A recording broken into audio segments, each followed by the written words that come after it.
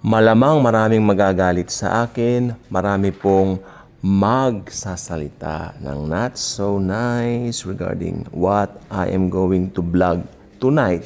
Tonight na po kasi ang oras na kasalukuyan po ay 6:11 na po ng gabi.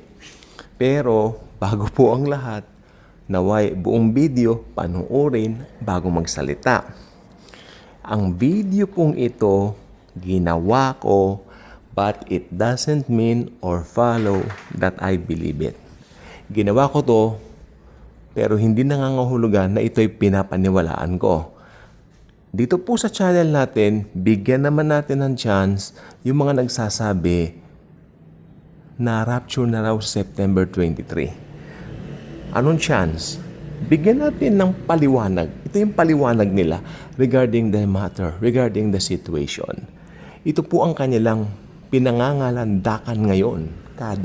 Nag-i-escalate po kada araw. Dumadami mga nagsasabi, on the 23rd of next month, which is September, it would be, sabi nila the rapture of the church. Because, meron po akong ginawang math dito. Alam niyo, it makes sense kung titignan mo on the natural basis. Siguro kumuha na lang po kayo ng lapis o papel, ballpen, bahala kayo kung anong gusto niyong kunin dyan. Pero ito po ang gusto ko sabihin po sa inyo. Okay, umpisahan na po natin. Unang point po rito, si Jesus ipinako sa krus 32 AD. Pakisulat naman po please, si Jesus ipinako sa krus ng 32 AD. Siyempre, according po yan sa Hosea. Chapter 6, verse 2, prophecy. Pero, nakalagay dito, after 2 days, He will revive us. After 2 days, He will revive us. On the 3rd day, He will raise us up, that we may live in His sight 2 days. Tandaan po ninyo, Yang tinatawag po na 2 days, ito po nagre-represent po ng 2,000 years. Tama naman po. Alam naman natin, 2 days, after 2 days, He will revive us. On the 3rd day, He will raise us up. Ayan ang sabi ng Hosea 6:2, that we may live in His sight 2 days. Ito po ay nagre-represent ng 2,000 taon. Ngayon, kung dadagdagan mo ng 2,000 plus 32, ito po yung argumento. 2,000 years plus 32, o nga naman, ito po ay magiging 2032. Yung 2032 na ito, pinaniniwalaan nila na ito na yung simula ng tribulation. Ngayon, mag-subtract tayo ngayon ng naniniwala sila 2032 tribulation. Naniniwala sila na 2032. Naniniwala sila na yung 2032 pala ay ito na po yung second coming. Sorry. Itong kodi ko ay medyo sumablay ng sulat. Kasalanan ko yon, naduling ako. So again, uulitin ko, naniniwala sila itong 2032. Naniniwala po sila, ito na po yung second coming. Ngayon, alam naman po natin, para malaman po natin kung kailan ang rapture, kung ano yung pinapaniwalaan nilang year, isubtract natin ng 7 years. 2025 nga. 2025 nga. Tingnan mo. Subtract 7 doon sa 7-year tribulation, ang labas, 2025 nga. Siyempre, according pa rin po sa kanila, naniniwala po naman tayo, naniniwala po ko rito, 4,000 years or 4,000 taon ang pagitan ni Adan mula kay Jesus. So Adan patungo kay Jesus. Mayroon pa sa Tagalog Englishin ko na lang 4,000 years from Adam to Jesus. Mas madali sa English Ngayon, 2,000 years naman from Jesus sa ating panahon. So kung ikakalkula mo ito, 6,000 years na nga po ang mundo. Kaya huwag kayo maniniwala doon sa mga nagsasabi na ang mundo ganun-ganon. Ito pinapaniwalaan ko po talaga ito. Kasi lahat po ng theologians naniniwala naman po rito. Ulitin ko, 4,000 years from Adam to Jesus, and 4,000 years from Adam to Jesus, and 2,000 years from Jesus to present. Ayon po sa kanila, 6,000 years, okay, 6,000 taon under sa pamamahala po ng tao, under man's rule, itong buong mundo. Pero, meron lamang pong 1,000 years para mag-reign si Kristo. Hindi po ba? Kaya parang katumbas daw po nito, sabi po nila, 6 days of work, tapos 1 day of rest. Kasi ang rest po natin si Jesus. Uulitin ko po itong turing ito ha. 6,000 years under man's rule. Amen? And then, 1,000 years lang po under Christ's reign. Ito yung millennium. Parang katumbas ng 6 days of work. Pag may kinalaman kasi sa paggawa ng tao, may kinalaman dun sa activity natin. Ito po ay work. Pero pag si Jesus involved na 1 day of rest. I also believe that. Okay, bigyan ko po kayo ng mga talata uli. Ito yung mga ginamit nating talata so far. Hosea chapter 6, verses 1 to 2. After 2 days, He will revive us. On the 3rd day, He will raise us up, that we may live in His presence. Again, yung 2 days po, hindi po literal yan na 2 days. According po sa kanila, ito po ay 2,000 years. It makes sense din naman po kasi kung babasahin natin ang Psalm chapter 90 verse 4, ito po ang nakalagay, 1,000 years in your sight are like a day that has just gone. Again, 1,000 years in your sight are like a day that has just gone. Tignan po ninyo, yung 1,000 years pala sa sight ng Panginoon parang isang araw lang. Okay? So it makes sense po itong talatang ito. I also believe that. Tsaka syempre, ang isa sa pinaka-popular na New Testament verse regarding that, 2 Peter chapter 3 verse 8. In the Lord, a day is like 1,000 years, and 1,000 years are like a day. Again, 2 Peter chapter 3 verse 8. In the Lord. Okay, sa Tagalogin natin, sa Panginoon, ang isang araw ay katulad ng 1,000 taon. Ganun din naman, ang 1,000 taon ay parang isang araw lang sa Panginoon. Okay? So, sa Panginoon, hindi siya naiinip. Outside time ang Panginoon dahil napakabilis lang po sa kanya ng lahat. Pero sa atin po tayo po kasi saklaw tayo ng time, naiinip po tayo. Again, sa atin pong pagtatapos, ibibigay ko po yung pinakabuod o pinakasama rin ng lahat. Pero kayo po, nakita nyo naman po na ibigay po nila yung mga talata. Kasi ito pong pinangahawakan po nung naniniwala na sa September 23 na po yan. Sabi po nila yan. Pero ako po talaga, ang stand ko, wala po talagang nakababatid. Pero tignan po ninyo, may mga sasabihin pa po ako mamaya, baka mapahaba po tayo, I don't know. Pero ito po yung pinakabuod natin, Jesus was crucified in 32 AD. Hosea chapter 6 verse 2 prophecy. After 2 days, He will revive us. On the 3rd day, He will raise us up, that we may live in His sight. 2 days represents 2,000 years, which would be 2032. Then subtract 7 to account for the 7-year tribulation, 2025.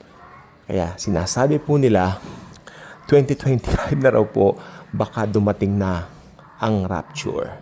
Dahil 2025 hanggang 2032 is 7 years. Pero naisip niyo po ba kung ano bang pinanghahawakan nila? Bakit naniniwala po sila na September 23? Well, ito po ay talakayan na rin po natin dito. Sige, pahabain na natin. Okay.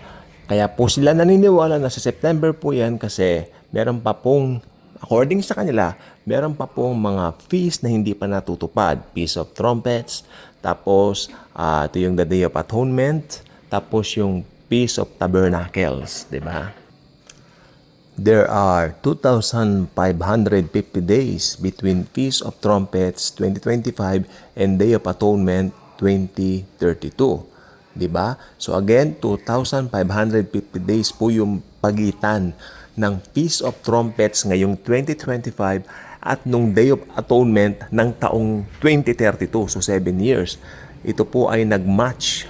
It matches the 1,260 and 1,290 days sa aklat po ni Daniel at ng aklat ng Revelation.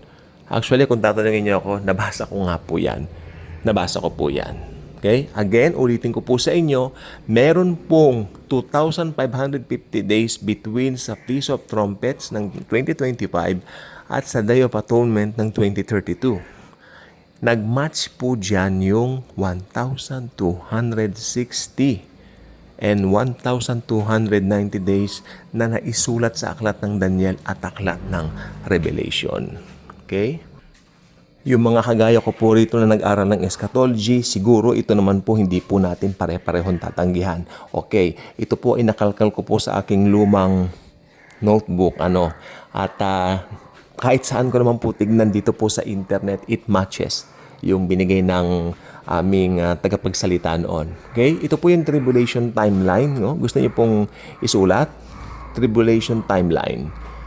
Mula sa lumang baul ko to. Okay, yung pong first half. Kasi the tribulation has first half and second half. Alam naman niyo yung first half medyo joyful dahil happy ang mga tao. Dahil, you know what?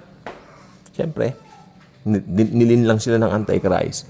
In fact, ang bansang Israel ay mapupukaw ng karisma ng Antikristong ino. At sila po ay magre-request to build their third temple. Alam naman natin ang mangyayari niyan. Natural, ito po yung may tatayo. Kaya yung first half na yan, 1,260 days siya. Anong talatang mabibigay ko? Revelation chapter 11 verse 3 at Revelation chapter 12 verse 6. Ulitin ko po yung talata, yung sa first half, 1,260 days. Revelation chapter 11 verse 3 at Revelation chapter 12 verse 6. Okay? So, tayo po ay pumunta naman sa second half. Ito po ay 1,290 days. Okay? Ito po ay makikita po natin sa Daniel chapter 12 verse 11. Ano po ang total ng lahat ng days na ito? 2,550 days ang total nito. At yan po ang eksaktong nakalagay doon sa hula ni Daniel sa Revelation. Okay, sorry. Doon sa hula ni Daniel at sa hula rin ni Juan sa Revelation. Kumapit na po kayo sa inyo pong mga seal. Okay?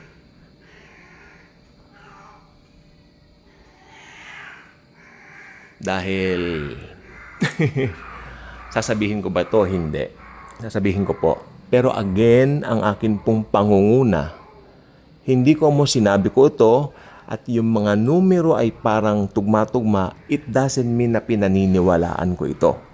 Naniniwala pa rin akong walang nakakaalam. Okay? Huwag kayong magagalit sa akin. Ito naman po, again, this vlog video is for the purpose of you, all who listen to my channel, for you to know and to capture what's in the mind of those people that are saying na sa September 23 na raw sa ika-13 ng Setyembre next month ang rapture. Ano ang nasa kokote at nasa isipan nila? Why? Anong basihan nila? Ito po ang kanilang basihan. Okay? Tingnan po natin. Sinabi ko po kanina, ito yung katuparan. Mahalaga po itong 2,550 days. Dahil kung inad natin lahat ng yon, ito raw ay mag-fall sa September 23rd, 2025. Ito po yung UN Peace Covenant Peace of Trumpets 23 to 24. Okay? September 23rd, 2025. May katuloy pa yan hanggang September 23 hanggang September 24 pala siya. Pinaniniwalaan nila. Yan daw ang patak nun.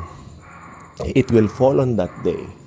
Kasi di ba inad natin lahat to 2,550 days. Yung ika-2,550 days na yan ay papatak daw sa September 23rd, 2025. Okay? Ganon din sa araw ng kaya naniniwala sila na sa September 23 na yung rapture dahil papatak daw ito. Kaya ito yung UN Peace Covenant Peace of Trumpets 22-24. Ngayon, ba't naniniwala rin sila na alam na rin nila kung kailan daw yung tinatawag na katapusan ng tribulation? Ito po yung second coming. Sabi po nila, ang second coming naman daw ay sa September 15, 2032. Ito po ay sa Yom Kippur, Day of Atonement. Ako, wag niyo kung tatanungin sa mga pista ng Hudyo, wala po akong gano. Alam ko po, inaral ko po lahat, pero pumasok sa kokote ko, I don't think so. Pero may mga kode ko po ako dito. Yan. Yom Kippur, September 15, 2032. Yan daw yung second coming ni Christ. Ito po ay tatapat sa Yom Kippur. Ano ba yung Yom Kippur? Ito yung Day of Atonement. So ayan po ang pinaniniwalaan ng mga taong naniniwala na mangyayari po ang rapture daw sa September 23 hanggang 24. So, kalkulado raw nila yan. At saka September 15, 2032 naman yun. Sa araw ng Yom Kippur, yung Day of Atonement. Yung atonement, ito yung araw ng pag-atone niya, pagligtas niya, o pag-inatone niya, parang sinave niya ang bansang Israel.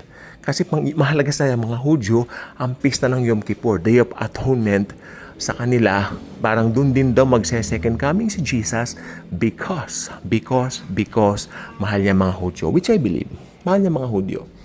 Okay? So, ayun lang po, pinaliwanag ko lang po sa inyo. Yan ang pinaniniwalaan nila. Now, my stand. Isa pa rin po ang aking stand. Isa pa rin po ang aking stand. No one knows. Okay? Ang nakalagay doon, no one knows the day or the hour. Pero sila po, sabi nila, pero pwede raw nilang malaman yung year. I don't think so. Kasi sa Bible po kasi, kapag sinabing no one knows the day or the hour, ini-specify na po ni Jesus doon ang kalahatan. Makinig po mabuti. No one knows the day or the hour. Ini-specify na po ni Jesus doon na talagang walang nakakaalam. Ayon sa wikang Grego. Walang nakababatid. Siguro kung pilosopo ka, no one knows the day or the hour, pero pwede naman malaman mo yung anong tawag doon? Yung month and all that, blah blah blah, day. Nope. Hindi rin. Pwede mo raw malaman yung day, ayun, tsaka month. No. Sapagkat pag sinabi ng Panginoon, no one knows the day or the hour, sakop na po roon, talagang walang nakakaalam. Ako doon pa rin po ako sa walang nakakaalam, kaya please lang po, alam ko ang theology ko, alam ko ang pinaniniwalaan ko, huwag kayong magagalit sa akin. Ano po? Buti nga po sinabi ko po sa inyo yung dahilan bakit po nila pinaniniwalaan ito. At least, okay, by the numbers, parang swak. Marami na pong ganyan dati ng mga tsuri. Matagal na rin po akong nangangaral, matagal na rin po akong nag-ano, at marami na rin po mga seemingly, mga verses ay nagkakatugma-tugma, pero hindi po nangyari. Kaya ako naniniwala ako, walang mangyayari sa September 23. Okay? So ako po kakain na po ng merienda kasi paggabi po hindi ako nagdi-dinner. So konting kape lang ako. Okay. So ayun lang po, huwag kayong magagalit sa akin. Share ko lang po siya sa inyo. Para at least may knowledge kayo ano bang pinaniniwalaan nila. God bless po.